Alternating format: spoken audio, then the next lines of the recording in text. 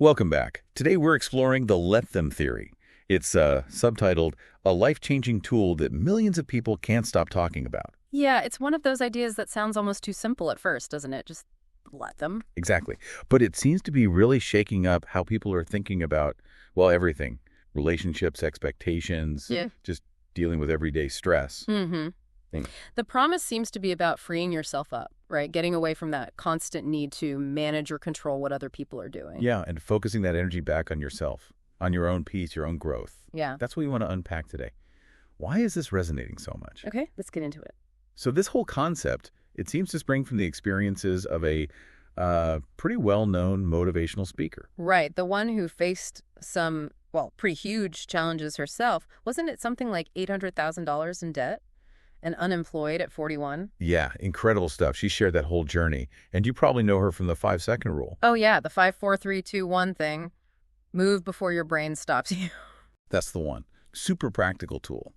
But even with that, she apparently realized there was something, I don't know, deeper going on, especially around relationships and her own sort of emotional reactions to things. Okay, so it wasn't just about taking action, but about the internal landscape, too. Exactly. And the real kind of light bulb moment, the origin story for this theory, happened around something pretty ordinary, actually. Stressful, but ordinary. Her son, Oakley's high school prom. Oh, prom. Always ripe for drama. Right. So picture it. There's a last-minute panic about the tuxedo. It starts pouring rain unexpectedly. Uh-huh. And then it turns out nobody made dinner plans. Like, no plans. Oh, no. So she finds herself totally spun out, trying to fix everything, trying to control every little detail, just completely overwhelmed. Been there. Maybe not prom, but yeah. And that's when her daughter, Kendall, just says these two words. And apparently, it changed everything. Those two words were, Mom, if Oakley and his friends want to go to a taco bar for pre-prom, let them. Wow. Just like that. Let them. Yeah.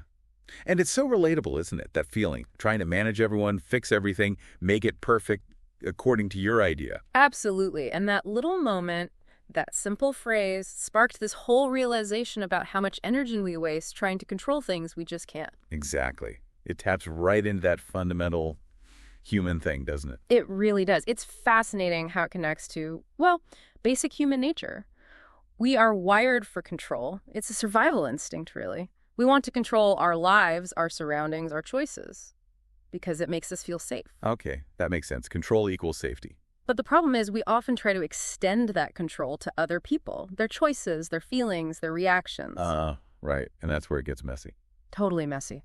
Because it's just an illusion of control, an illusion of safety. Yeah. And trying to maintain that illusion, that actually ramps up our stress and makes us feel more out of control in the long run. Okay, so let's break down the theory itself. It's not just let them, is it? There's another part. Right, that's crucial. It's a two-part equation. Let them plus let me. Let them plus let me. Okay. The core idea is that you simply cannot control or change another person. Ever. It's just not possible. The only person you truly have control over is yourself. Your own thoughts, your actions, how you respond. Exactly, your internal world. So the let them part is about creating that separation. It's like building an emotional boundary. You stop taking on the weight of their stuff, their choices, their opinions, their drama. Okay, so detaching a bit. Yeah. Hopefully. Yeah, think of it like, a seesaw. When you're trying to control them, you're constantly pushing down on their side, trying to manage their ups and downs. Right, exhausting. Totally. But when you let them, you kind of step off their side, you release that pressure, you let them find their own balance or imbalance, whatever it is. And what happens to your side of the seesaw then? Your side naturally rises, you gain altitude, perspective, you free up all that energy you were spending trying to manage them. Ah, I see. And that's where the let me comes in. Precisely. That freed up energy, that's gold. The let me part is about taking that gold and investing it back into yourself. What do I want? Who do I want to be? What do I need to do for my own well-being, my own goals, my own happiness? So it's a shift from trying to control the external world to focusing on your internal power and choices. Yeah. Yeah. It's actually incredibly empowering when you start to practice it. Okay, that makes a lot of sense. And it immediately makes me think about like all those small everyday things that can just ruin your mood. Oh, yeah. Like what? The slow cashier when you're in a rush, or getting stuck in traffic, or someone just talking way too loudly on their phone next to you. Why do those little things get under our skin so much? That's such a good question because it really highlights how easily we let the external world dictate our internal state. Why do we give away our peace over things we absolutely cannot control? Yeah. Well, Dr. Aditi Nurkar, she's a physician at Harvard Med and wrote The 5 Resets. She talks about stress being a much bigger deal physiologically than we often realize. When we have that strong emotional reaction, irritation, anger, frustration, it's not just a feeling. Our amygdala, that's like the primal reptilian part of our brain, it hijacks the system. Okay, the fight or flight thing? Kind of, yeah. It takes over from our prefrontal cortex, which is the part responsible for rational thought, planning, impulse control. So instead of responding thoughtfully, we react impulsively. And that leads to feeling exhausted and overwhelmed all the time. Exactly.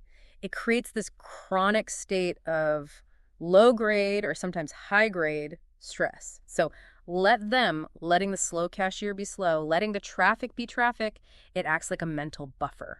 It helps protect your brain from constantly triggering that stress response. You choose to focus on what you can control. Which is just my reaction to it. Yeah. Whether I let it hijack my brain or not. Precisely. You let them be them and you let me stay calm, or at least calmer. That's a powerful reframe for daily life. But what about something bigger, like the fear of what other people think? That seems huge for a lot of people. Oh, massive, yeah. I mean, the author you mentioned, the speaker, she admitted that fear stopped her from even marketing her business for 2 years. Wow. 2 years paralyzed by worrying what friends might think. Yeah, worrying they'd judge her, thinking, who does she think she is? Trying to do this big thing. That's incredibly common, that fear of judgment. But here's the tough, liberating truth. People are going to have opinions about you. Right. Good, bad, indifferent. Exactly. They'll have opinions about your choices, your career, your clothes, your parenting, whatever. No matter what you do, someone somewhere probably won't approve or will have a negative thought. So trying to please everyone is just impossible. It's impossible and it's exhausting. The power in the phrase, let them think whatever the heck they want to think, is that it just cuts those strings. You stop trying to live your life based on predicting or managing other people's potential thought. And Instead, you gain this incredible freedom to align your actions with your own values. What do you believe in? What makes you proud of yourself? You start making choices from that place, not from a place of anticipating judgment. Okay, let's make that practical. Say there's a common dilemma. Maybe a friend's big milestone birthday party is the same weekend you were planning to visit your elderly grandparents. Okay, yeah. Classic conflict. Guilt potential is high. Right. So how does let them help there? Well, the theory encourages you to step back from the potential disappointment of others, letting your friend be disappointed if you miss the party, letting your grandparents be disappointed if you choose the party. You let them have their feelings, Right. and then you ask yourself the let me part. Which choice aligns with my values? Which decision will make me feel proud of myself when I look back? Maybe it's honoring family commitment. Maybe it's celebrating a key friendship. There isn't one right answer for everyone. So it's not about avoiding disappointment. It's about making a choice you can stand by, authentically, letting go of the guilt driving the decision. Exactly. You make the choice rooted in your own integrity, except that others might have feelings about it, and you let that be okay. Okay, let's shift gears slightly. Family relationships. These can be, well, extra complicated. Right. Understatement of the year sometimes. Right. Our families, they've known us forever. They often feel like they have a bigger stake in our lives, our happiness. They feel entitled to their opinions, maybe. Definitely. There's often this feeling of an interconnected system, as you said. You make a change, move away, change careers, choose a different kind of partner, and it sends ripples through the whole family structure. People react. Yeah. And those reactions can be hard not to take personally. Absolutely. But one helpful concept mentioned in the source material comes from Lisa Bilyeu, the idea of understanding someone's frame of reference. Frame of reference. How does that work? So the example given was the author's mother wasn't thrilled about her marrying someone from the East Coast. Now, the initial interpretation might be judgment, right? He's not right for you, or you shouldn't leave. Okay, yeah, that sounds familiar. But looking at the mother's frame of reference, her reaction wasn't necessarily judgment about the choice, but possibly grief about the consequence. She might have been scared of losing her daughter, maybe because it mirrored her own painful experience of leaving home years ago. Ah, so it wasn't about me, it was about her fear or her past experience. Potentially, yes. Understanding their frame of reference doesn't mean you have to agree with their reaction or change your decision, but it allows for compassion. It allows you to see why they might be reacting that way, separate from your own choice. That creates space, doesn't it? Space for both opinions or feelings to kind of exist without it becoming a huge conflict. Exactly. It can foster connection, or at least understanding. Instead of just digging trenches, you can say, I understand this is hard for you, while still holding firm on your decision. Let them have their frame of reference. That's really useful. Okay, what about friendships? Especially adult friendships. They seem so different from when we were kids. Oh, massively different. There's this idea mentioned, the great scattering. When we're young, friendship is often based on proximity and shared routines, school, neighborhood, same activities. It's almost effortless sometimes. Yeah, you just kind of fall into it. But as adults, life gets complicated. People move, careers take off, families happen, energy levels change. That easy proximity is often gone. And it takes actual effort to maintain connection. I saw a mention of a University of Kansas study. Yeah, quite specific. It apparently found it takes something like 74 hours of interaction to make a casual friend and over 200 hours to form a close friendship. Wow, that's a lot of time. It is. It highlights that adult friendships really depend on sort of three pillars. Yeah. Proximity, even if it's virtual, timing, do your schedules align, and energy, do you both have the capacity to invest? And when those pillars shift? Friendships naturally change. They might fade or the intensity might lessen. And the key insight from the let them theory here is that often it's genuinely not personal. It just is. Life happens. Right. Let them allows you to release the expectation that every friendship has to last forever in exactly the same way. You let them drift if they need to drift. You let the dynamic change without making it mean something negative about you or them. You accept the ebb and flow. But that sounds a bit passive. What about the let me part in friendships? Especially if you're feeling lonely. Yes. Crucial point. The let them part helps you manage expectations and avoid unnecessary hurt. But the let me part is about taking responsibility for your own social connection. Like the author's experience moving to a new town in her 50s. Exactly. She realized she felt lonely, and waiting for people to come to her wasn't working. She had to actively go first. Go first. What did that look like? It meant putting herself out there, even when it felt awkward or uncomfortable. The example given was literally knocking on a stranger's door to introduce herself, apparently, with her daughters giving her a nudge. Huh. Okay, that takes guts. It does. But it also meant smaller things. Complimenting someone, striking up a conversation with the barista, joining a group. It's about intentionally building what sociologists call social scaffolding. Social scaffolding. Yeah, using those weak ties, the familiar faces you see regularly at the gym, the coffee shop, the dog park.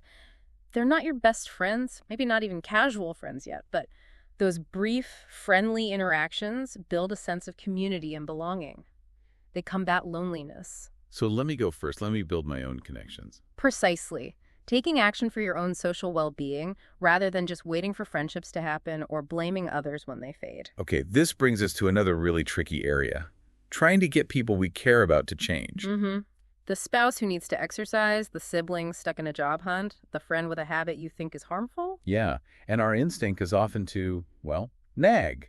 Or maybe give advice, or send articles, or make passive-aggressive comments. Right, or even make threats sometimes. If you don't stop X, then Y. And how well does that usually work? Generally.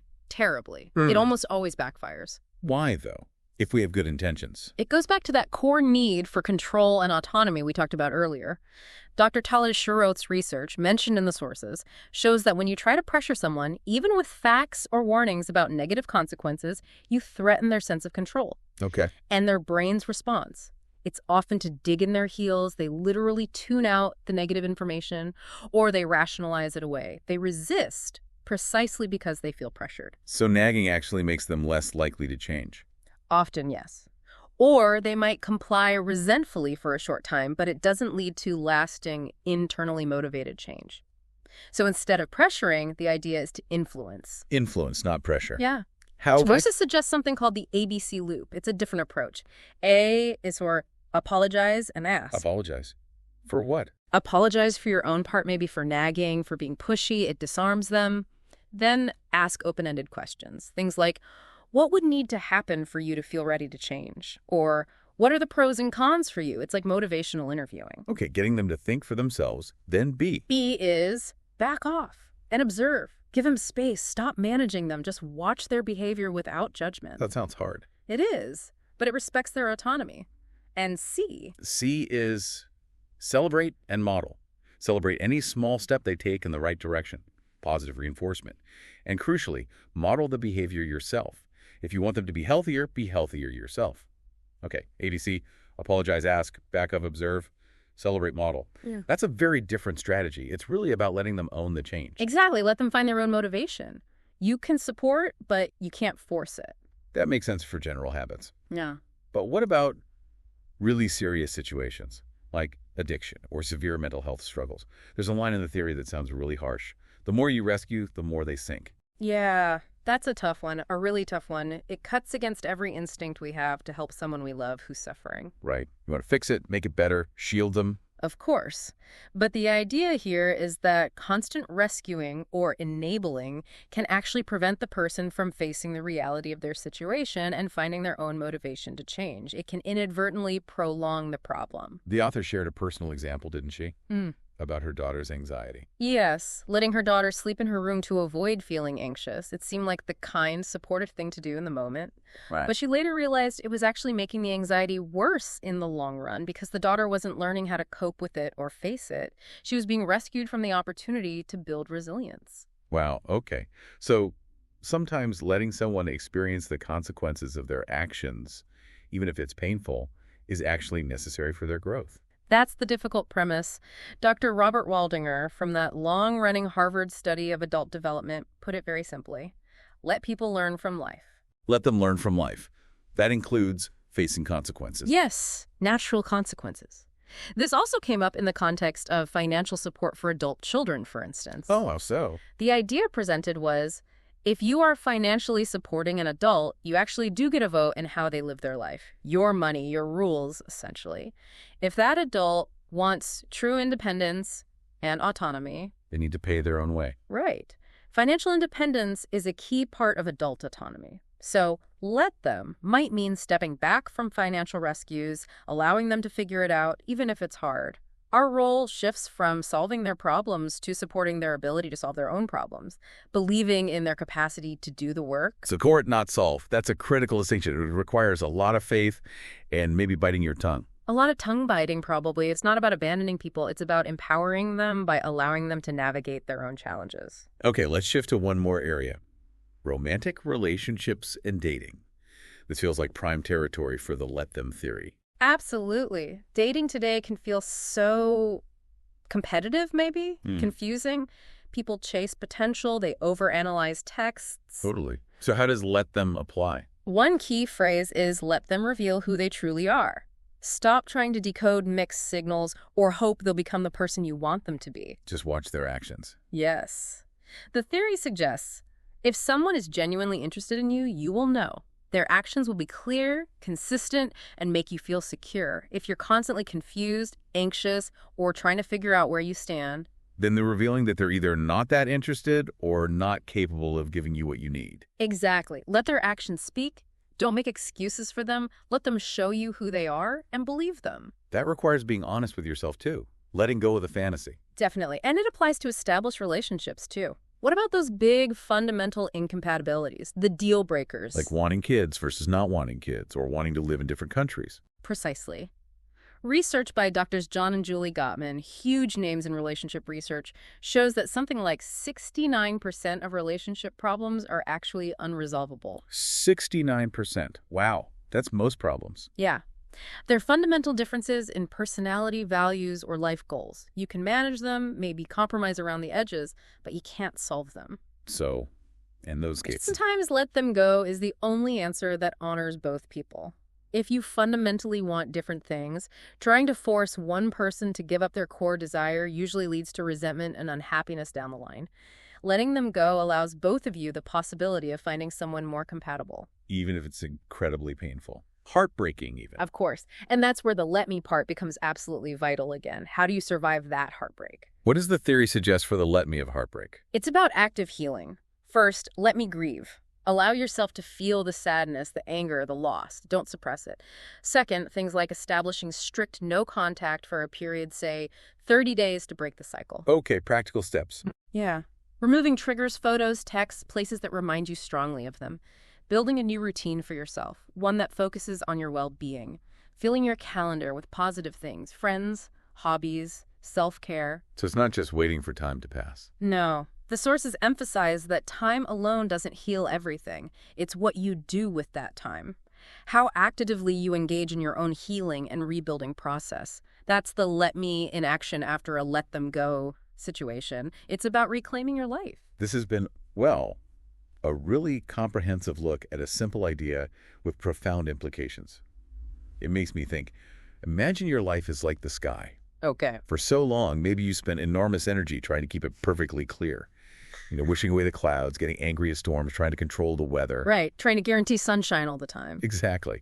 But the sky is just going to do what it does, isn't it? Clouds will form, storms will roll in, the sun will shine, all with or without your permission or effort. Yeah, you can't actually control the weather itself. No.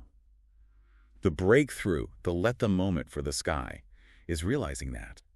You can't control the weather, but you absolutely can control how you navigate beneath it. Ah, I see. So you can. You can choose to carry an umbrella.